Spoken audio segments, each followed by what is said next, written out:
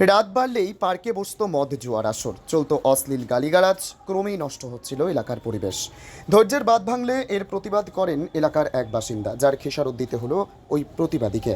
রাতে অতর্কিতে ওই প্রতিবাদীর বাড়ির সামনে রাখা চারচাকা গাড়িতে আগুন লাগিয়ে দিল দুষ্কৃতীরা, আতঙ্কে প্রতিবাদীর পরিবার।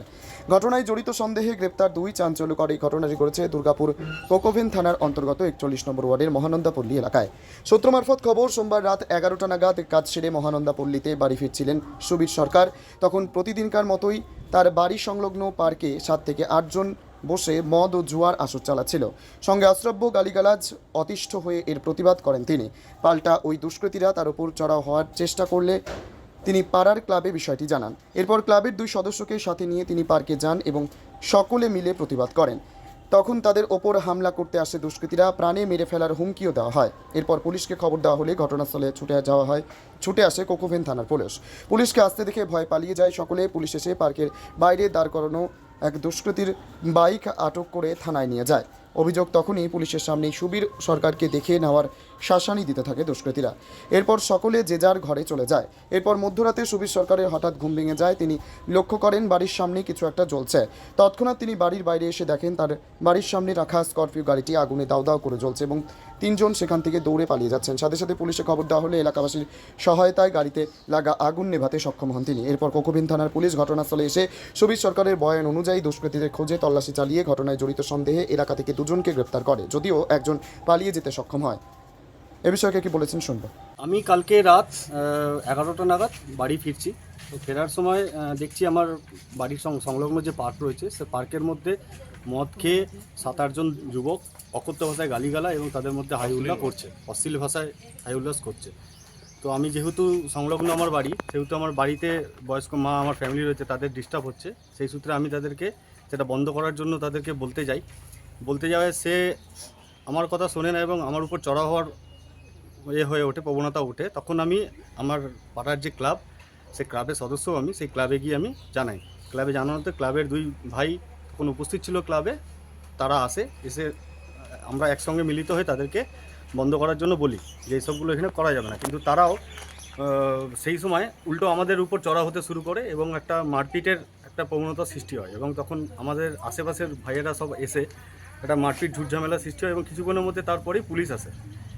পুলিশ আসাতে যে বাইরের ছেলেপিলেগুলো ছিল, একজন পাড়ার, তার মধ্যে সিগম রাম, আর বাকি সব বহিরাগত মানে বাইরের ছেলে, অন্য জায়গার ছেলে, তারা রীতিমতো পুলিশ গাড়ি দেখে পালিয়ে যায় এবং পালিয়ে যাওয়াতে তার বাইকটা পড়ে থাকে ওখানে। সেই বাইকটা পুলিশ ধরতে পারে, বাজেয়াপ্ত করতে পারে এবং বাজেয়াপ্ত করতে পারে বাইকটা নিয়ে যায়, নিয়ে থানায় সিজ করে রাখে আপাতত। এবং কাল রাতে আমরা যে যার, তারপর পুলিশ চলে যাওয়ার মতো যে যার ঘরে শুয়ে পড়ি। এবং পুলিশ যখন চলে যাচ্ছে সেই মুহূর্তে যখন বাইকটা তুলে নিয়ে যাওয়া হচ্ছিল, সেই সময় যার বাইকটা নিয়ে যাওয়া হচ্ছে সিগম রাম, তার বাবা মা ওখানে উপস্থিত হয় এবং ভাইও থাকে। তখন আমাকে বলছে যে তোমার জন্য এই ঘটনাটা ঘটেছে, তুমি এর জন্য দায়ী, তোমাকে দেখে নেবো, তোমার পুরো ফ্যামিলিকে আমি দেখে নেবো। এবং সেটা পুলিশ অফিসারের সামনে বলে এবং আরও আমাদের পাড়ার ভাইয়েরা, বন্ধুরা, ক্লাবের সদস্যরা ছিল তাদের সামনে। এবং পুলিশ অফিসারটা তখন তাদেরকে ধমকায় এবং বলে যে তোমরা এইসব কথা বলো না, চলে যাও, নাহলে সবাইকে আমরা কিন্তু করবো। তো যাই হোক, রাতে চলে যাই ঘরে। রাত 2টোর সময় আমি তখন শুয়ে পড়েছি অলরেডি। আমার রাত 2টো নাগাদ আমার বাথরুম লাগে। তো আমি বাথরুম করতে আসায় আমি বাইরের দরজা দিয়ে আমি আলোর ফ্ল্যাশ দেখতে পাই। রাত তখন 2টো বাজে। আমি কী হলো, এরকম রাতে এরকম একটা ফ্ল্যাশ কেন হচ্ছে? তখন আমি বাইরে বেরিয়ে দেখছি 2-3 জন পালিয়ে চলে গেল। তার মধ্যে একজনকে আমি চিনতে পেরেছি, সিগম, আর 2-3 জন ছিল অন্ধকারের ব্যাপার। তো দেখছি আমার গাড়িটা আগুন জ্বলছে। তো যেহেতু ওই সময় আমি দেখতে পেয়ে গেলাম বলে, অসামাজিক কাজ হচ্ছিল, ওই নিয়ে আমরা প্রতিবাদ করছিলাম, স্বামী আর আমি। তারপরে আমাদেরকে রাতের বেলা গাড়িতে আগুন জ্বালিয়ে দেওয়া হয়, আমাদেরকে প্রাণে মারি ফেলার চেষ্টা করছিল। আমরা খুব ভয় পেয়ে গেছিলাম। তারপরে আমরা কয়েকজনকে জানাই, ফোন করি, ওনারাও আসে দেখে। দুর্গাপুর থেকে বিধানচন্দ্র গাঙ্গুলির report, crime press Bengal news. সুস্বাস্থ্য একটি মানুষের জীবনের মূল্যবান সম্পদ, কিন্তু সেই সুস্বাস্থ্যের জন্য চাই সুচিকিৎসা ও নির্ভুল পদ্ধতিতে স্বাস্থ্য পরীক্ষা। ভাবছেন ভেজালের যুগে নির্ভুল আর বিশ্বাসযোগ্য স্বাস্থ্য পরীক্ষা কোথায় পাবেন? চিন্তা নেই, নির্ভুল পদ্ধতিতে স্বাস্থ্য পরীক্ষার সেরা ঠিকানা এখন খুবই কাছে। হ্যাঁ, ঠিকই শুনছেন, আপনার খুবই কাছে রয়েছে মায়া ডায়াগনস্টিক সেন্টার। এলাকার সর্ববৃহৎ ডায়াগনস্টিক সেন্টার মানেই মায়া ডায়াগনস্টিক সেন্টার। উন্নত মানের মেশিনের সাহায্যে বিশ্বস্ত মানের পদ্ধতিতে স্বাস্থ্য পরীক্ষার সেরা ঠিকানা মায়া ডায়াগনস্টিক সেন্টার। শুধু তাই নয়, মায়া ডায়াগনস্টিক সেন্টার পশ্চিমবঙ্গ সরকার দ্বারা লাইসেন্স প্রাপ্ত, তাই চিন্তার কোনো কারণ নেই। এখানে যাবতীয় ধরনের রক্ত, মলমূত্র, কফ, সুগার, থাইরয়েডের পরীক্ষা করা হয় আর প্রদান করা হয় একেবারে নির্ভুল রিপোর্ট, তাও আবার নির্ধারিত সময়ের মধ্যে। সঙ্গে রয়েছে উন্নত মানের ডিজিটাল এক্স-রে সুবিধা, ইসিজি ও অন্যান্য প্যাথোলজিক্যাল টেস্ট। মায়া ডায়াগনস্টিক সেন্টারের ঠিকানা মনে থাকবে তো? পাণ্ডুগ্রাম বাজার, গোঘাট, হুগলি। পাণ্ডুগ্রাম SBI ATM এর একদম কাছে। ও হ্যাঁ, বাড়ি থেকে গিয়ে রক্তের নমুনা সংগ্রহ ও ইসিজির সুব্যবস্থাও রয়েছে। তাহলে আর দেরি কিসের?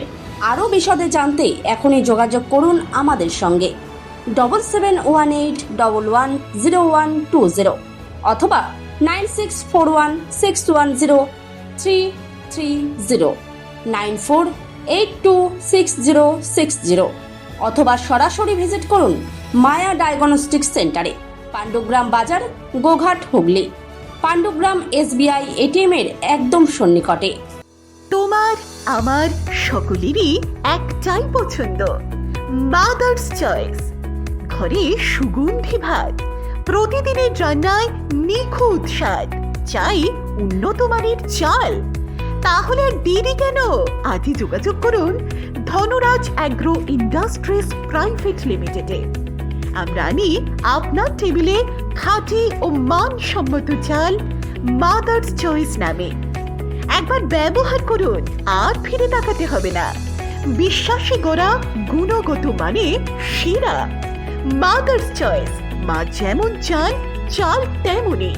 যোগাযোগের জন্য এখনই কল করুন 8509752023 এই নম্বরে। মাদার্স চয়েস শুধুই সেরা নয়, সবার প্রথম পছন্দ।